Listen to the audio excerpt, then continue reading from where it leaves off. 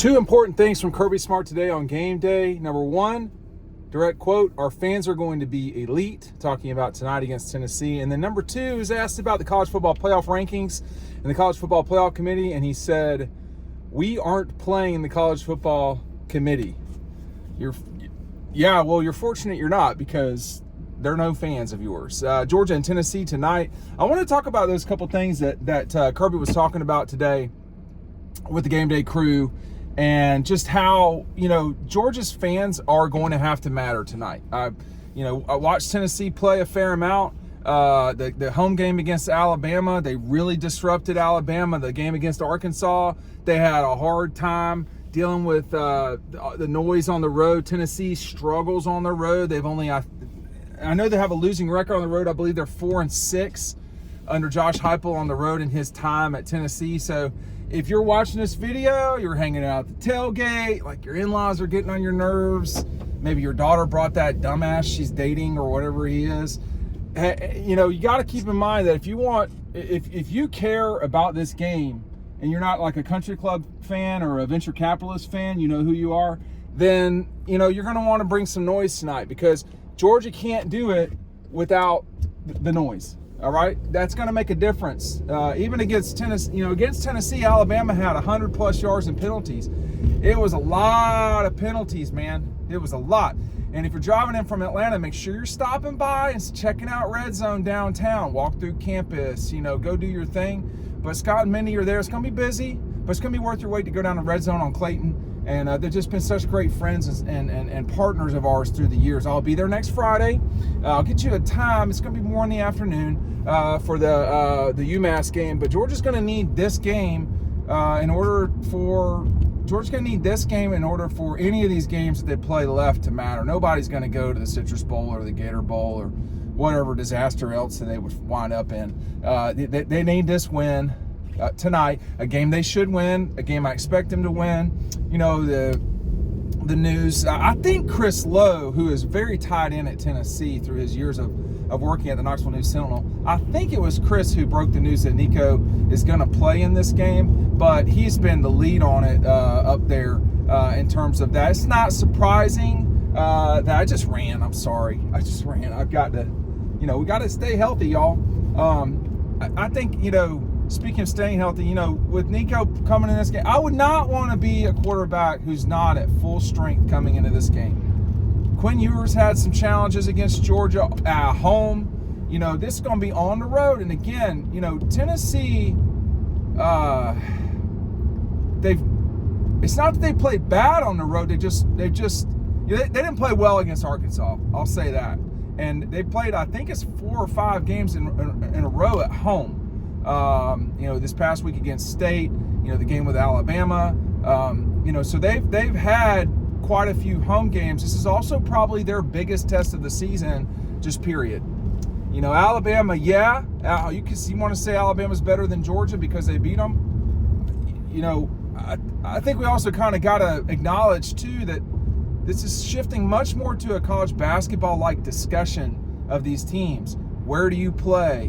What was the score? Who won the game? What about the other games? So it's all of that. But let's say Alabama's better than Georgia. Well, they were hosting Alabama, and again, Bama did not play well.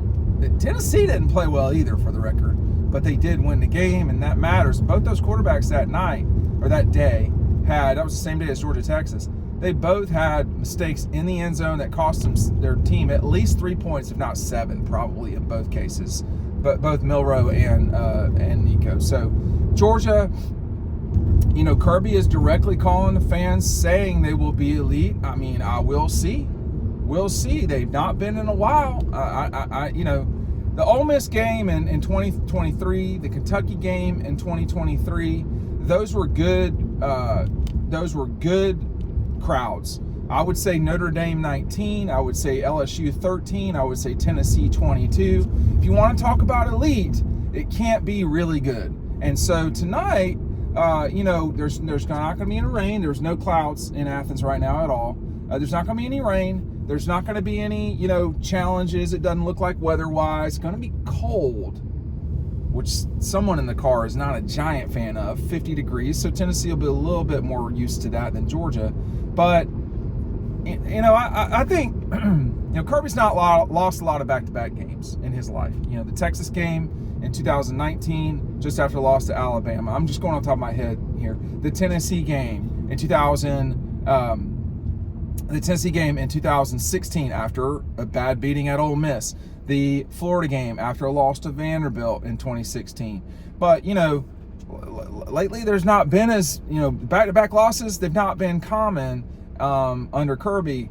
And that's another sort of challenge for Tennessee here is, this is a really good Georgia team.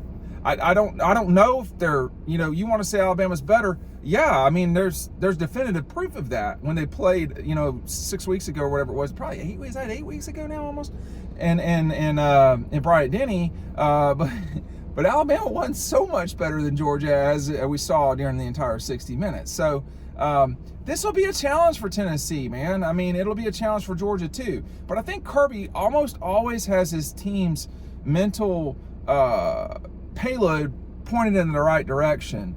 That does not mean they'll win tonight. I mean, they're going to have to grind it out and win. They're going to have to play well against guys who are really good. This is a good Tennessee team. Both of these teams are 2 of the top 12 in the country. I fear that one of them will get left out one way or the other. I mean, I think the loser of this game is very, very probably getting left out. I think if it's Georgia, that's somewhat understandable. I don't think it's true that they wouldn't be a top 12 team, but it's somewhat understandable. Of course, it's not top 12. It's the whatever machinations we got to get to 12. If Tennessee is a 10-2 team, loses to Georgia on the road, Arkansas on the road, then we're basically saying, well, their loss to Arkansas is worse than their win over Alabama. And that's I just don't know, but let's just see if we even get there first. But I was watching Gameday today, kind of muting it often.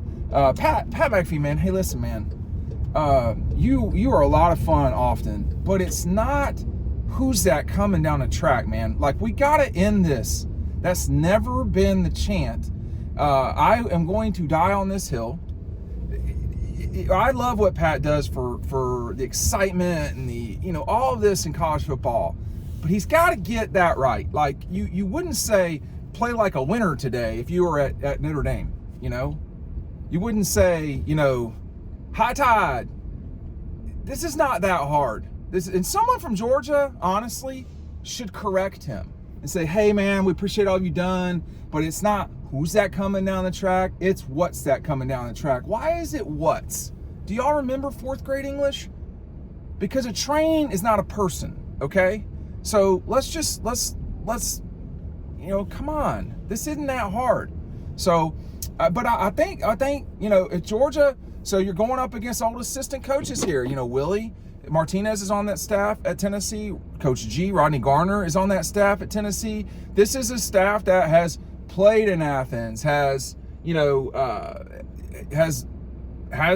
experience in this atmosphere. They've seen big games, and their kids have played in big games too. Tennessee, Alabama is a huge game. Tennessee, Florida is a huge game. This ain't gonna be new or surprising for Tennessee. They know what they're getting into. They have a really good running back. They have a quarterback that can really hurt you and can really make nasty plays at times. That is challenging for a defense. So they've got that, but it's I've gone almost 10 minutes in this video. Georgia's offense got to get their act together, and we saw with Florida against Tennessee and against Georgia, they lost both those games, but they were very competitive in those games. And I think that when you don't have a lot of skill, you just say, shit, we're just going to run. That's just, that's what we're going to do. And and Auburn the same way. Now, it didn't work out so hot for Auburn in Athens, but for Georgia, I know Etienne's out. I understand that, Tate is not really healthy. Micah Morris is not really healthy. But those other guys are on scholarship too. And those other guys are big guys. And, it's time. It's time for the offensive line to do their job. I mean, Carson has played poorly. He's also been sacked, I think, way many more times than he should have lately. You give the kid protection, and he's going to do some real damage against the Tennessee Vols and anyone they play. But if you do not protect him, if you don't protect Nico, no, it's not going to work. It's not going to work. But I think for the number one way that you disrupt Tennessee tonight, is if you're in the crowd, you're going to need to make noise, okay? Even if they get up 14-0, the game is not even close. And no matter, with both these teams, that's not a real big line to over. I know the offenses are not playing well, but I think, in both cases, the game would not be over. But Georgia being at home is going to have to show me something from this Sanford crowd, because it's been adequate lately. It's not been elite, and he's asking for it to be elite. You got 2 night games left the rest of this season. You got one against a rival in Tech, and you got a huge game tonight against Tennessee. So it's time to do it. It's time to do it if you're Georgia, and we'll just see if they do. Hey, thanks for watching. We'll see you at the stadium. Make sure you're tuning in for Riding Home. See you then.